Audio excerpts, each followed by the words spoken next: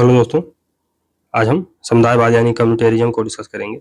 कम्युनिटेरिज्म, तो इसको कम्युनिज्म से कंफ्यूज मत करिएगा, कम्युनिज्म से, बिकॉज कम्युनिज्म ये मार्क्स से एसोसिएटेड फिलॉसफी है और कम्युनिटेरिज्म बेसिकली जो लिबरलिज्म है उसके जो universal acceptance of develop theory है उसके ये अगेंस्ट में आया था। काइंड ऑफ जो लिबरलिज्म यूनिवर्सलिज्म की बात करता है उसके ये अगेंस्ट में खड़ा हुआ था एज अ क्रिटिक के रूप में, चलिए आगे बढ़ते हैं। तो गुडविन ब्राबी ने सर्वप्रथम कम्युनिज्म शब्द का प्रयोग किया था। इसने गुडविन ब्राबी ने। जो समुदायवादी विचार हैं वो अरस्तु के चिंतन में भी देखे जा सकते हैं, जहां मानव को एक सोशल प्राणी या पोलिटिकॉन जून कहा गया, सोशल एनिमल या पोलिटिकॉन जून कह के पुकारा है किसने? अरस्तु ने, यानी एरिस्टोटल ने। हीगल के नागरिक समाज में भी समुदायवाद को प्राथमिक महत्व दिया गया। माइकल जे सैंडल, तो समुदायवादी विचारधारा के आरंभ का आश्रय माइकल जे सैंडल को दिया जाता है। माइकल जे सैंडल ने पुस्तक liberalism and limits of justice, ये कब आई थी? 1982 में। Liberalism and limits of justice में राल्स के न्याय के सिद्धांत की आलोचना की थी। राल्स ने कहा कि right is prior to good, परंतु सैंडल के अनुसार good is prior to right. Rawls ने क्या कहा कि self is prior to end, जबकि इसे सैंडल ने परिवर्तित करते हुए कहा कि end is prior to self. Sandel ने कांतवादी नीतिशास्त्र की कठोर आलोचना की, जो man is end in itself कहा है, जो उदारवादी चिंतन का मूल आधार है। सैंडल ने अपनी पुस्तक what money can not by the moral limits of market 2012 में उदारवादी विचार को अपूर्ण कहा है। चार्ल्स टेलर, तो चार्ल्स टेलर की प्रमुख रचनाओं में से हीगल एंड मॉडर्न सोसाइटी ये 1979 में आती है। Hegel and modern society and the sources to self and sources of the self, ये 1989 में आती है। सोर्सेस ऑफ द सेल्फ, वे उदारवादी अनकम्बर्ड सेल्फ यानी आभारग्रस्त स्व के विचार के बजाय इनकम्बर्ड सेल्फ भारग्रस्त स्व को स्वीकार करते हैं, जिसका अभिप्राय है कि व्यक्ति सामाजिक परिस्थितियों से प्रभावित होता है। टेलर सामाजिक थीसिस यानी सोशल थीसिस के विचार को स्वीकार करते हैं क्योंकि व्यक्ति का चयन सदैव शुभ नहीं होता। टेलर ने उदारवाद के तटस्थ राज्य के विचार के प्रयोग का भी विरोध किया है। उनके अनुसार राज्य को अच्छे मूल्यों को बढ़ावा देना चाहिए। तो राज्य जो उदारवाद जो न्यूट्रलिटी की बात करता है कि स्टेट या न्यूट्रल इंस्टीट्यूशन और स्टेट को न्यूट्रल रहना चाहिए, उसका भी विरोध कौन करते हैं? टेलर। उनके अनुसार राज्य को अच्छे मूल्यों को बढ़ावा देना चाहिए। तो जो गुड वैल्यू है, गुड सोशल वैल्यू है, उनको बढ़ाना चाहिए इस स्टेट को। माइकल बाल्जर, तो बाल्जर ने स्पीयर ऑफ जस्टिस, ये उनकी पुस्तक कब आती है? 1983 में, नामक रचना लिखी। वो भी अरिस्टोटल और हीगल के विचारों के काइंड ऑफ उससे प्रभावित थे वो। उन्होंने कहा कि सेल्फ ही एम्बेडेड सेल्फ, जिन्हें उन्होंने सेल्फ ही सैचुरेटेड सेल्फ भी कहा, इसके अनुसार व्यक्ति सामाजिक परिवेश का परिणाम होता है। उन्होंने अपनी रचना स्फीयर ऑफ जस्टिस कब आती है? 1983 में सरल समानता को उदारवादी विचारधारा कहा और जटिल समानता को के विचार को ही मानते हैं। तो जो कॉम्प्लेक्स इक्वालिटी की बात करते हैं कौन? माइकल बाल्जर। और जो सिंपल इक्वालिटी है ये उदारवादी विचारधारा है, देखो जो कॉम्प्लेक्स इक्वालिटी है ये काइंड ऑफ ज्यादा अच्छी चीज है बाल्जर के अनुसार। उनके अनुसार न्याय कोई सर्व भौतिक सिद्धांत नहीं है, यानी ये कोई न्याय या जस्टिस ये कोई यूनिवर्सल कॉन्सेप्ट नहीं है जो समाज को स्वीकार्य हो।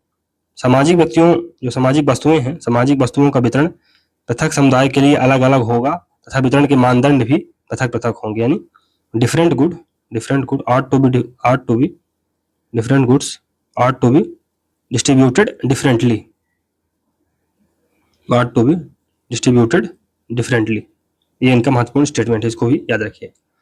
फिर मैकेंटायर, तो उन्होंने कहा कि आधुनिक व्यक्तिवादी और वैज्ञानिक चिंतन का मूल आधार मैक्स वेबर के विचारों में है। समकालीन व्यक्तिवादी नव उदारवादी विचारक रॉबर्ट नाजिक को भी क्रिटिसाइज करते हैं। उन्होंने अरिस्टो के चिंतन को आधार बनाया। मैकेंटायर ने कहा कि मैक्स वेबर ने व्यक्ति को इतिहास, समाज, प्रथाओं और सामाजिक परिवेश से पृथक करके देखा, जिन्हें नौकरशाही प्रबंध भी कहा जाता है, यानी ब्यूरोक्रेटिक मैनेजमेंट कहा जाता है। वो अपनी पुस्तक आफ्टर वर्च्यू, ये कब आती है?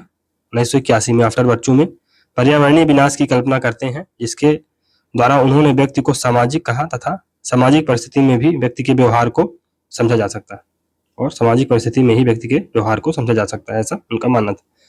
समुदायवादियों ने व्यक्तिवादी विचारधारा, व्यक्तिवादी उदारवादी विचारकों की कड़ी आलोचना की। माइकल सैंडल ने नव उदारवादियों पर कड़ा प्रहार करते हुए कहा कि इनके आत्मनिर्धारण की मान्यता अतार्किक है, क्योंकि ये विचार सामाजिक परिप्रेक्ष्य, समुदाय या सामाजिक परिस्थितियों की पूर्ण अवहेलना करते हैं। समुदायवादियों ने व्यक्ति की बजाय समुदाय को प्राथमिक माना। समुदाय का आशय परिवार, पड़ोस, विद्यालय, चर्च व राष्ट्र, राज्य है। इनके अनुसार व्यक्ति का जीवन समुदाय में ही सार्थक है। समुदाय से परे व्यक्ति के जीवन की कल्पना करना कठिन। समुदायवादियों के अनुसार व्यक्ति का चयन सदैव तार्किक नहीं होता है। मनुष्य के द्वारा व्यक्ति को ज्ञान, चेतना एवं समाज में अपनी स्थिति का पता चलता है। तो समुदाय के द्वारा ही व्यक्ति को ज्ञान, चेतना और समाज में अपनी स्थिति का पता चलता है। इसलिए समुदायवादियों ने व्यक्ति को समाज में अंतर्निहित माना है।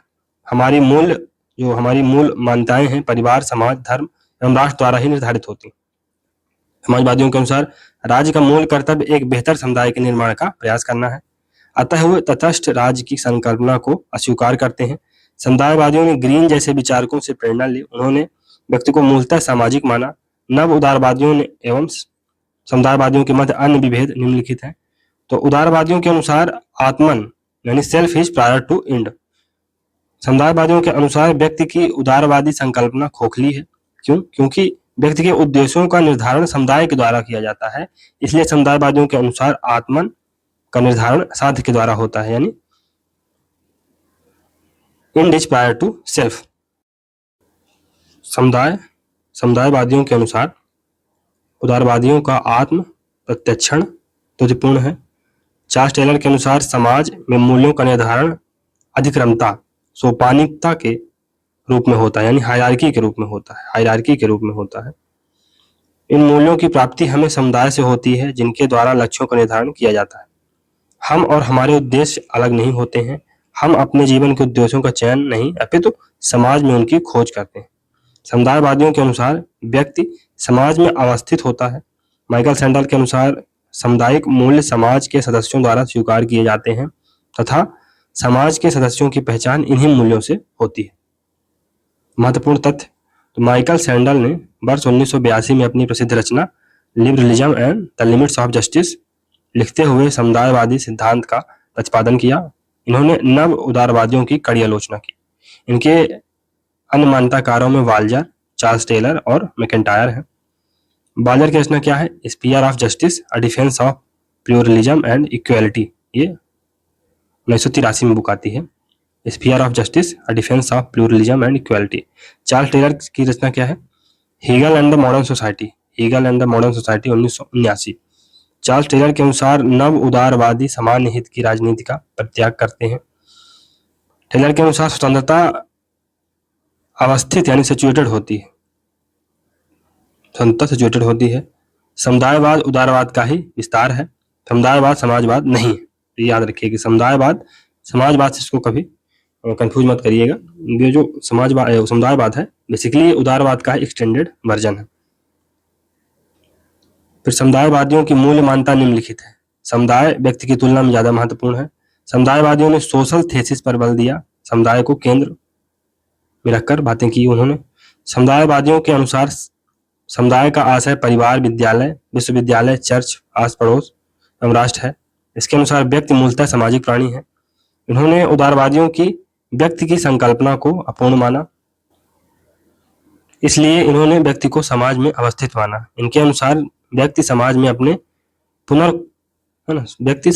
पुनर्खोज करता है। इन्होंने व्यक्ति की समाज में संबद्धता, एम्बेडेडनेस पर अत्यधिक बल दिया।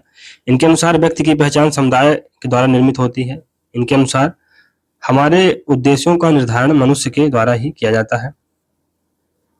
तो हमारे उद्देश्यों का निर्धारण समुदाय के द्वारा ही किया जाता है। इनके अनुसार व्यक्ति को स्वतंत्रता और अधिकार समुदाय से प्राप्त होते हैं। समुदायवादियों के अनुसार राज्य द्वारा विशेष प्रकार के मूल्यों को बढ़ावा दिया जाना चाहिए। समुदायवादियों फॉर एग्जाम्पल सेंडल के अनुसार साध्य आत्मन से पहले आता है, यानी end is prior to self. चलिए आगे बढ़ते हैं। समुदायवादियों के मुख्य मान्यताकार सैंडल, चार्ल्स टेलर, वाल्जर और मैकेंटायर हैं। समुदायवादियों के मूल आदर्श हैं, तो मूल आदर्श क्या है? हीगल और ग्रीन। नव उदारवादियों को खंडन, तो ये नव उदारवादियों को क्रिटिसाइज करते हैं या उनको एक प्रकार से उनका खंडन करते हैं। समुदायवादियों ने नव उदारवादियों का प्रबल खंडन किया है। इनके अनुसार नव उदारवादियों की निम्न कमियां हैं। कौन कौन सी? नव उदारवादियों द्वारा वर्णित व्यक्ति की संकल्पना अपूर्ण है। इनमें व्यक्ति के आत्म प्रत्यक्षण को उपेक्षित किया जाता है। नव उदारवादियों ने संबद्धता को अपेक्षित किया। समुदायवादियों ने नव उदारवादियों की इस मान्यता का विरोध किया है कि व्यक्ति का चयन सर्वाधिक महत्वपूर्ण है। व्यक्ति समाज के किसी भी मूल्य और मान्यताओं पर सवाल उत्पन्न करने के लिए स्वतंत्र है। तो जो न्यू लिबरल्स हैं क्या बात करते हैं? वो कहते हैं कि man is a rational creature and he should question everything and anything around his और हर। और वो जो समाज की मान्यताएं हैं, ट्रेडिशनल वैल्यूज हैं, उनको भी क्वेश्चन उसको करना चाहिए। इस चीज का ये खंडन करते हैं कि ऐसा नहीं। नव उदारवाद बनाम समुदायवाद का विवाद। तो समुदायवादियों ने व्यक्तिवादी उदारवादी विचारकों की कड़ी आलोचना की। माइकल सैंडल ने नव उदारवादियों पर कड़ा प्रहार करते हुए कहा कि इनके आत्म निर्धारण की मान्यता अतार्किक है, क्योंकि ये विचार सामाजिक परिपेक्ष, समुदाय एवं सामाजिक परिस्थितियों की पूर्ण अवहेलना करते हैं। समुदायवादियों ने व्यक्ति की बजाय समुदाय को प्राथमिक माना है। समुदाय का आशय परिवार, पड़ोस, विद्यालय, चर्च एवं राष्ट्र राज्य है। इनके अनुसार व्यक्ति का जीवन समुदाय में ही सार्थक है। समुदाय से परे व्यक्ति के जीवन की कल्पना करना कठिन है। समुदायवादियों के अनुसार व्यक्ति का चयन सदैव तार्किक नहीं होता। समुदाय के द्वारा व्यक्ति को ज्ञान, चेतना, समाज एवं समाज में उसकी स्थिति का पता चलता है। इसलिए समुदायवादियों ने व्यक्ति को समाज में अंतर्निहित माना। हमारी मूल मान्यताएं परिवार, समाज, धर्म एवं राष्ट्र द्वारा निर्धारित होती हैं। समुदायवादियों के अनुसार राज्य का मूल कर्तव्य एक बेहतर समुदाय के निर्माण का प्रयास करना है। अतः ये तटस्थ राज्य की संकल्पना को अस्वीकार करते हैं। समुदायवादियों ने ग्रीन जैसे विचारकों से प्रेरणा ली, जिन्होंने व्यक्ति को मूलतः सामाजिक प्राणी माना। नव उदारवादियों एवं समाजवादियों के मध्य अन्य विभेद निम्नलिखित हैं। उदारवादियों के द्वारा आत्मन साध्य से पहले होता है, यानी self is prior to good.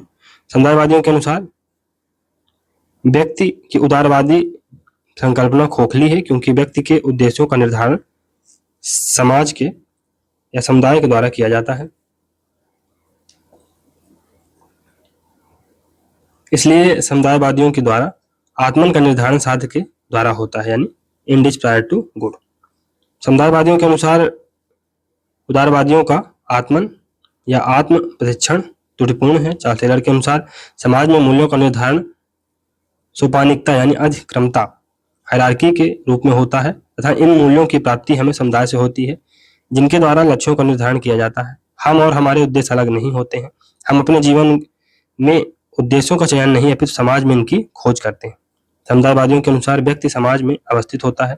Michael sandal के अनुसार सामुदायिक मूल्य समाज के सदस्यों द्वारा स्वीकार किए जाते हैं तथा समाज के सदस्यों की पहचान इन्हीं मूल्यों से होती है।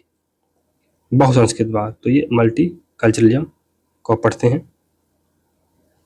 चलिए देखते हैं इसका आशय क्या है कि विश्व के अधिकांश देश आंतरिक तौर पर बहुल हैं, लेकिन उनके यहाँ उनकी सीमाओं में निवास कर रहे लोगों की भिन्न भिन्न धार्मिक, जाति और संस्कृतियां रहती हैं।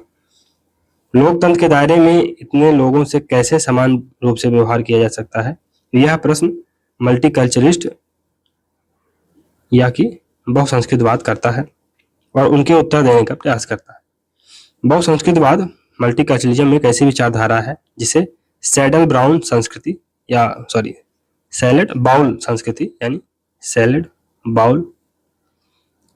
या मोजाइक संस्कृति, कल्चरल मोजाइक तथा मेल्टिंग पॉट कल्चर के नाम से भी जाना जाता है।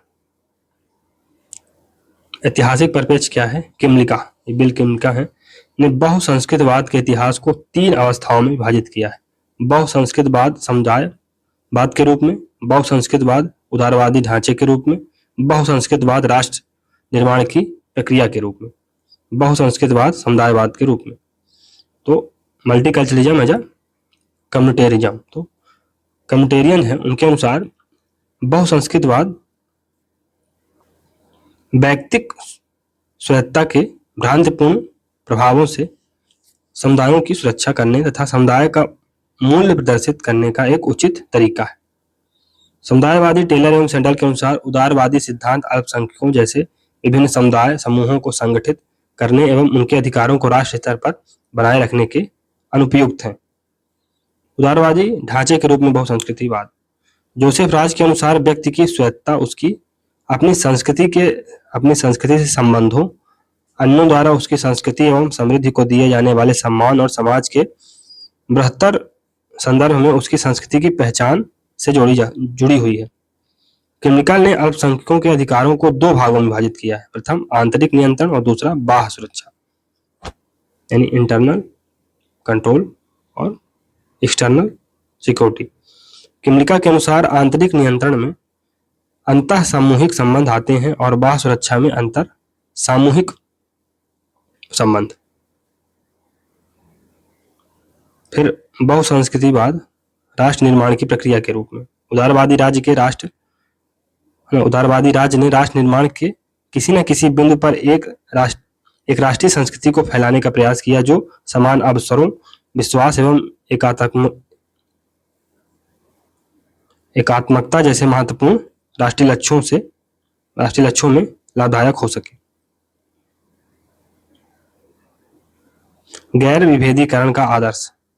तो नॉन डिस्क्रिमिनेशन या नॉन डिफरेंशिएशन का आदर्श।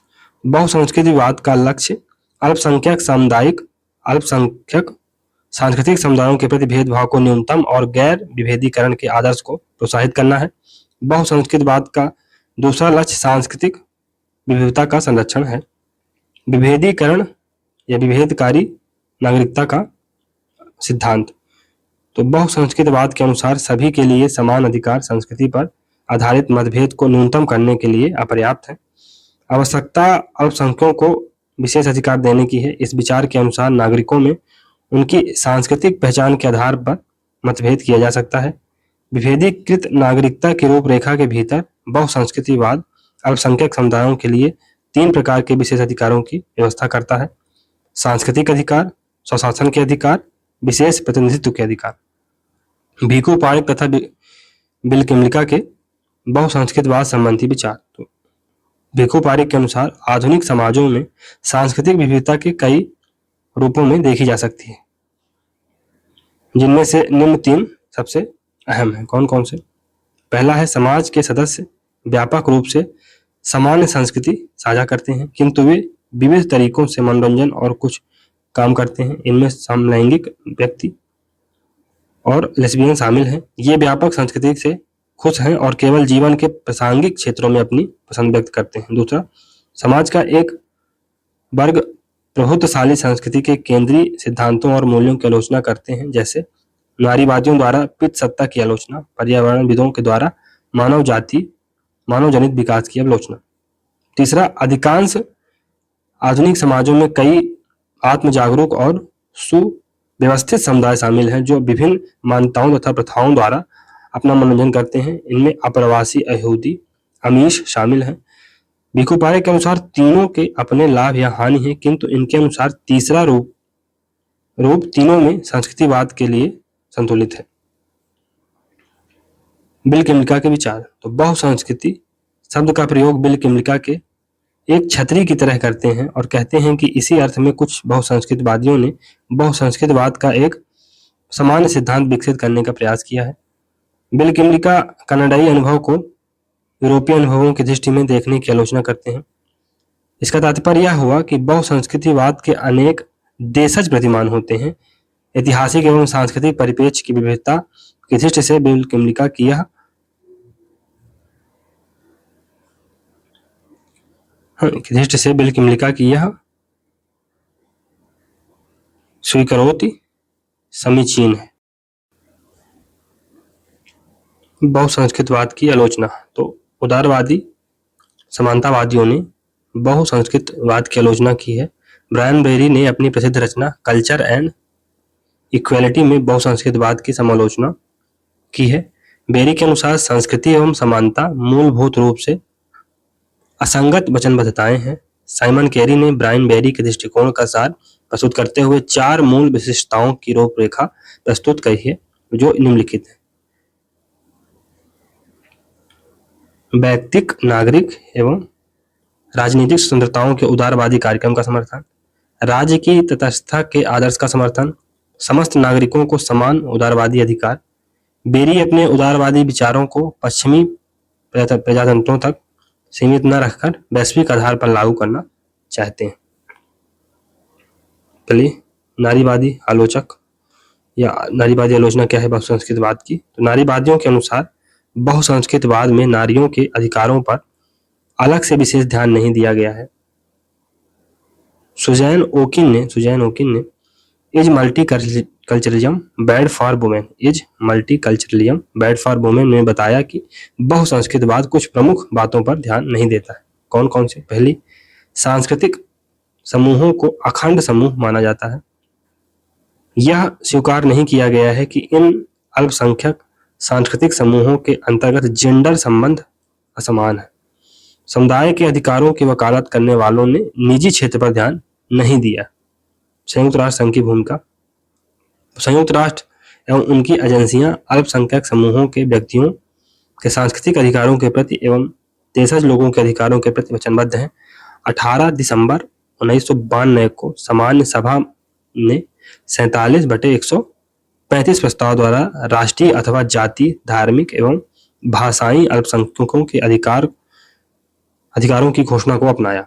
मानव अधिकार विश्व सम्मेलन में 25 जून 1993 में वियना घोषणा को अपनाया गया। निष्कर्ष, बहुसंस्कृतवाद की अवधारणा तथा इसके साथ जुड़े अन्य सिद्धांत समकालीन जीवन में अत्यधिक महत्वपूर्ण हो गए हैं। यह अल्पसंख्यक संस्कृति की सुरक्षा और पोषण के लिए सामाजिक संस्थागत व्यवस्थाओं पर जोर देता है। मल्टीकल्चरलिज्म। तो बहुसंस्कृतवाद। बिल किमलिका और भीरखू पारेख ने बहुसंस्कृतवाद की निम्नलिखित विशेषताएं बताई हैं। कौन कौन सी? पहचान की राजनीति, पॉलिटिक्स ऑफ आइडेंटिटी, मान्यता की राजनीति, पॉलिटिक्स ऑफ रिकॉग्निशन, और प्रतिनिधित्व की राजनीति, पॉलिटिक्स ऑफ रिप्रेजेंटेशन। बहुसंस्कृतवाद द्वारा पहचान की राजनीति पर बल दिया गया है। बहुसंस्कृतवाद ने उदारवादी मान्यता को अपर्याप्त एवं अपूर्ण माना है। किमलिका के अनुसार इंग्लैंड जैसे देशों में श्रमिक वर्ग को राष्ट्रीय संस्कृति में सम्मिलित करने का प्रयत्न केवल परोपकार की भावना से नहीं किया गया।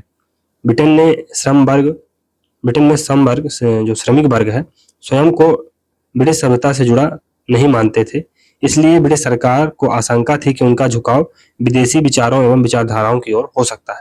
विदेशी विचारधाराओं में साम्यवाद एवं बोल्शेविकवाद का खतरा सबसे ज्यादा था।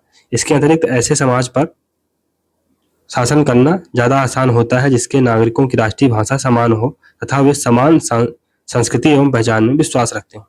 कल्याणकारी राज्य द्वारा एक समान राष्ट्रीय पहचान एवं संस्कृति के निर्माण के लिए सामाजिक अधिकारों को अत्यधिक महत्व दिया गया।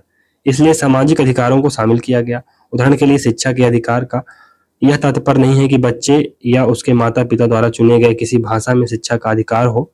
बच्चों में तार्किकता, साक्षरता प्रदान करने के लिए ही शिक्षा नहीं दी जाती, बल्कि इसका मूल उद्देश्य है शिक्षा के द्वारा लोगों को राष्ट्रीय संस्कृति से जोड़ा जा सके। अतः समान अधिकारों की धारणा भी गहरे रूप में राष्ट्रीय एकीकरण के साथ जुड़ी हुई है। बहुसंस्कृतिवाद समान नागरिक अधिकारों एवं राष्ट्रीय एकीकरण के बीच के जुड़ाव के आलोचक है। उदारवादी व्यवस्था में सभी व्यक्तियों को सार्वभौमिक रूप से समान अधिकार प्राप्त किए जाते हैं, परंतु अनेक अल्पसंख्यक समूह स्वयं को हाशिए पर तथा कलंकित और अपमानित महसूस करते हैं। इनमें अश्वेत महिलाएं, मूल निवासी, जाति एवं धार्मिक अल्पसंख्यक, पुरुष समलैंगिक यानी गे समुदाय के जो लोग होते हैं, सामाजिक महिला समलैंगिक यानी लेस्बियन जैसे समुदाय प्रमुख हैं, जो अपनी सामाजिक एवं सांस्कृतिक पहचान के कारण खुद को हाशिए पर महसूस करते हैं। बहुसंस्कृतवादियों के अनुसार बुनियादी रूप में नागरिकता को समान अधिकार गोरे या श्वेत, विषम लैंगिक एवं सक्षम शरीर वाले व्यक्तियों को ध्यान में रखकर परिभाषित किया गया है। ये अधिकार अल्पसंख्यक समूहों की आवश्यकता को समायोजित नहीं करते, इसलिए अन्य समूहों ने अलग और पृथक अधिकारों की मांग की, जिसे आयरिस मेरियन ने विभेदीकृत नागरिकता की संकल्पना कहा है। तो आयरिस मेरियन ने डिफरेंशिएटेड सिटीजनशिप का कॉन्सेप्ट दिया है।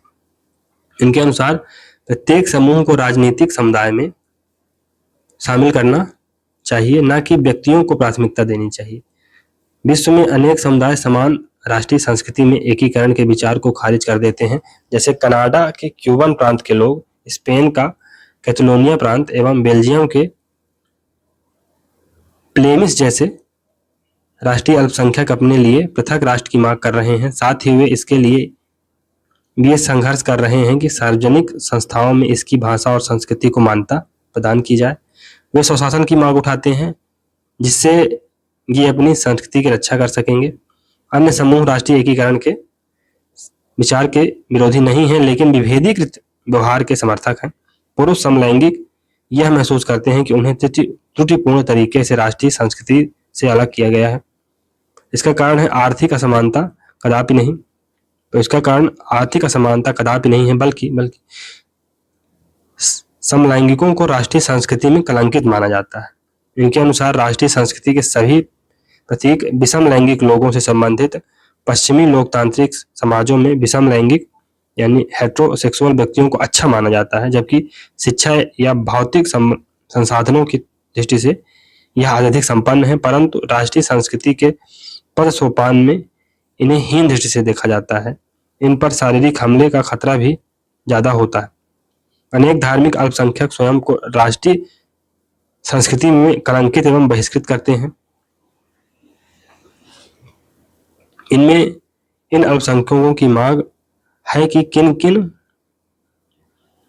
धार्मिक छुट्टियों को सार्वजनिक मान्यता प्राप्त हो, ड्रेस कोड के नियमों में परिवर्तन हो, ड्रेस कोड और धार्मिक पूजा पाठ में दखल अंदाजी करने वाले कानूनों से छूट हो। बहुसंस्कृतवादियों के अनुसार आज के उदारवादी लोकतांत्रिक समाजों में आर्थिक विषमता को वितरणकारी नीतियों द्वारा हल करने के प्रयत्न किया जाता है, परंतु समाज में सांस्कृतिक विषमता को हल करने का उपाय उदारवादियों के पास नहीं है। अभी भी ब्रिटिश समाज में पद सोपान एवं हैसियत के आधार पर समाज में विभाजन विद्यमान है। उदाहरण के लिए अंग्रेज होना आयरिश होने से ज्यादा अच्छा माना जाता है, प्रोटेस्टेंट को कैथोलिक से बेहतर माना जाता है, ईसाइयों को यहूदियों और मुसलमानों से श्रेष्ठ माना जाता है, जबकि गोरे लोगों को काले, भूरे एवं पीले लोगों से ज्यादा अच्छा माना जाता है। पुरुष होना महिला होने से ज्यादा अच्छा माना जाता है तथा विषम लैंगिक को समलैंगिक की तुलना में वरीयता दी जाती है। सक्षम या शक्तिशाली शरीर वाले व्यक्तियों को विकलांगों से श्रेष्ठ माना जाता है। किसी भी समाज में अल्पसंख्यक समुदाय के लोगों के समक्ष निम्न विकल्प होते हैं। अल्पसंख्यक समूह के निकट कोई ऐसा संपन्न एवं मित्र राज्य हो जो उन्हें स्वीकार कर ले। उदाहरण के लिए अभी हाल ही में कजाकिस्तान से जर्मन प्रजाति के लोग जर्मनी चले गए। इसी प्रकार विश्व के अनेक क्षेत्रों से आकर यहूदी इजराइल में बस गए। अल्पसंख्यक दूसरा क्या विकल्प है कि अल्पसंख्यक बहुसंख्यकों की संस्कृति में स्वयं को मिला लें और यह प्रयत्न करें कि एकीकरण ज्यादा निष्पक्ष और बेहतर हो। तीसरा विकल्प स्वशासन के अधिकारों की मांग तथा ऐसी शक्तियों की मांग जिससे वे अपनी सामाजिक एवं सांस्कृतिक पहचान को संरक्षित कर सकें तथा अपनी भाषा में शैक्षणिक संस्थाओं की स्थापना भी कर सकें। फोर्थ ऑप्शन क्या है कि वे समाज में अपने वंचित या हाशिए की स्थिति को स्वीकार कर लें और ये कहें कि उन्हें अकेले ही छोड़ दिया जाए। उदारवादी विचारधारा में व्यक्ति के चयन और स्वतंत्रता को अधिक महत्व दिया जाता है। उदारवादी विचारकों ने भी बहुसंस्कृतवाद की मान्यताओं को अपनाया, परंतु उदारवादी अल्पसंख्यकों के बुरे अधिकार एवं अच्छे अधिकारों में भेद करते हैं। बुरे अल्पसंख्यक अधिकार वे हैं जिनमें व्यक्तिगत अधिकारों पर पाबंदी लगाई जाए। उदाहरण के लिए एक कैथोलिक संगठन इस बात के लिए जोर दे सकता है कि उसके सदस्य चर्च जाएं, जबकि उदारवादी समाज में हर व्यक्ति को निर्णय लेने का स्वतंत्र अधिकार होता है। अच्छे अल्पसंख्यक अधिकारों का अभिप्राय है जो व्यक्तिगत अधिकारों के सहायक एवं पूरक हों। उदाहरण के लिए प्रत्येक समूह को अपनी संस्कृति का अधिकार होना चाहिए, परंतु समुदाय के लोग अपने सदस्यों के अधिकारों का दमन न करें। पश्चिमी विचारकों ने अल्पसंख्यकों को भी दो भागों में विभाजित किया है। वे अल्पसंख्यक जो उस देश के मूल निवासी हों, वे अल्पसंख्यक जिन्होंने इस देश में रहने का चयन किया हो। और ऐसा किसने किया है ये विभाजन बिल किमलिका करते हैं, बिल किमलिका। पश्चात विचारकों के अनुसार अल्पसंख्यकों के अधिकार केवल स्वाभाविक अल्पसंख्यकों को प्राप्त होना चाहिए, न कि उन अल्पसंख्यकों को जिन्होंने किसी देश में रहने का चयन स्वेच्छा से किया है। भिखु पारेख इस मान्यता से असहमत है, जबकि बिल किमलिका इस मान्यता को स्वीकार करते हैं, क्योंकि इनके अनुसार सभी प्रकार के अल्पसंख्यकों को समान अधिकार प्राप्त होना चाहिए। इससे अल्पसंख्यकों में भेदभाव करना तार्किक एवं औचित्यपूर्ण नहीं है। नव उदारवादी विचारकों के नाम हायक हैं, फ्रीडमैन है, नॉजिक है, बर्लिन है। समतावादी विचारकों के नाम तो राल्स हैं, डार्किन है, अमर्त्य सेन है, रोकोवस्की हैं। फिर समुदायवादी विचारकों के नाम तो वाल्जर हैं, टेलर हैं, सैंडल एवं मैकेंटायर हैं। बहुसंस्कृतवादी विचारकों के नाम किमलिका हैं और भिखु पारेख हैं। रोनाल्ड डार्किन ये रचना क्या है इनकी? Taking rights seriously. ये कब आती है? 1977 में। Taking rights seriously. बिल किमलिका की रचना क्या है? लिबरलिज्म, कम्युनिटी एवं culture. Liberalism, community and culture, ये 1989 में आती है। Liberalism, community and culture. महत्वपूर्ण रचनाएं चार्ल्स मेरियम की पॉलिटिक्स एंड साइकोलॉजी। वेल्डन की रचना क्या है? Vocabulary of politics. ये कब आती है? 1953 में। Vocabulary of politics. Arthur F Bentley, इनकी क्या पुस्तक का नाम है? The process of government, a study of social pressure, 1908 में आती है। The process of government, a study of social pressure. David Truman, तो इनकी पुस्तक का क्या नाम है? डेविड ट्रूमैन की the governmental process, political interest and public opinion, ये 1951 में आती है। The governmental process, political interest and public opinion, 1951 में। जेम्स ब्राइस, मॉडर्न डेमोक्रेसीज, ये 1921 में आती है। James Bryce, modern democracies. Macridis की पुस्तक का क्या नाम है? Modern government. तो James Bryce, modern democracy, 1921। Macridis 1958 में मॉडर्न गवर्नमेंट नाम की पुस्तक लिखते हैं। Dante Germino, beyond ideology, the revival of political theory, 1967 में। Beyond ideology, the revival of political theory, 1967 में।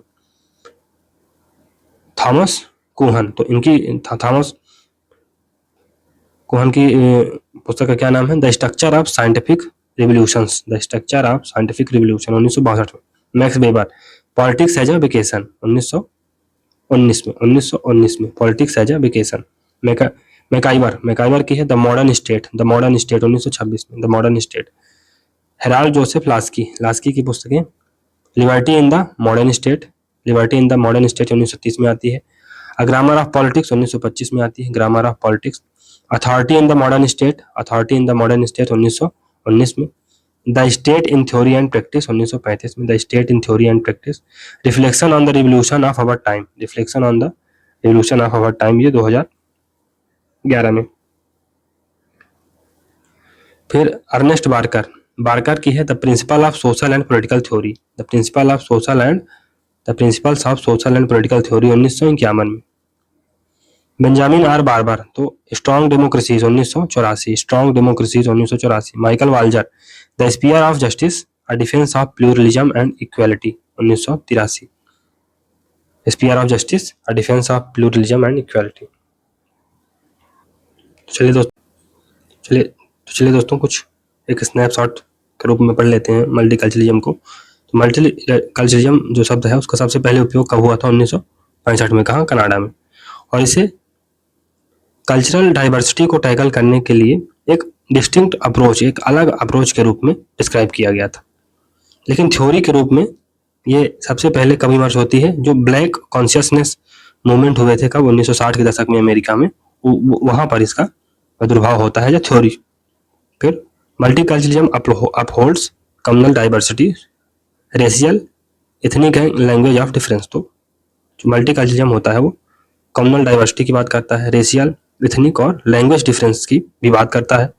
It recommends the policies which promote accommodation of cultural diversity in a social structure. तो ऐसी पॉलिसियों को प्रमोट करने की बात करता है जो कल्चरल डाइवर्सिटी को एकोमोडेट करने की बात करें कहाँ, सोशल स्ट्रक्चर में। Multiculturalism advocates for the cultural development of minorities. तो मल्टीकल्चरलिज्म जो माइनॉरिटीज होती हैं उनके कल्चरल डेवलपमेंट की बात करता है। Multiculturalism is associated with a collective notion of identity based on ethnicity, race and language. तो मल्टीकल्चरलिज्म एक कलेक्टिव नोशन ऑफ आइडेंटिटी पर आधारित है, या जो मल्टीकल्चरलिज्म है उसे एक कलेक्टिव नोशन ऑफ आइडेंटिटी से एसोसिएट किया जाता है। इसका आधार क्या है, एथनिसिटी, रेस और लैंग्वेज।